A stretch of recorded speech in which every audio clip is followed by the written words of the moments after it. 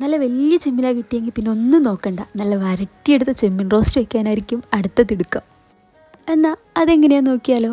നന്നായി കഴുകി വൃത്തിയാക്കി വെച്ച ചെമ്മീനിലേക്ക് കുറച്ച് കുരുമുളക് പൊടി, ഉപ്പ്, മുളക് പൊടി, മഞ്ഞൾപ്പൊടി, അല്പം നാരങ്ങ നീരും ചേർത്ത് നന്നായി തിരുമ്മി കുറച്ച് നേരം മാറ്റി വെച്ചു ആ മസാലയ്ക്കൊന്ന് പിടിക്കട്ടെ. ഒരു ചട്ടിയെടുത്ത് കുറച്ച് എണ്ണ ഒഴിച്ചിട്ട് നമ്മൾ നേരത്തെ മസാലയൊക്കെ തേച്ച് വെച്ച ആ ചെമ്മീൻ കുറച്ചായിട്ട് വറുത്തെടുക്കാം. നന്നായിട്ട് വറുത്തെടുത്ത് അങ്ങ് മൊരിച്ച് കളയരുത്. അല്പം വെന്തുന്ന് കണ്ടു കഴിഞ്ഞാൽ കുറച്ച് കറിവേപ്പിലയും കൂടി ഇട്ട് അത് കോരി അങ്ങ് മാറ്റി വെച്ചോളൂ.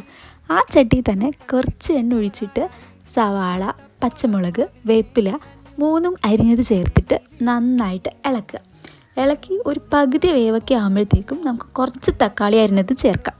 അതുമിട്ട് നന്നായിട്ട് വരട്ടി അങ്ങോട്ട് മൂപ്പിച്ചെടുത്തോ.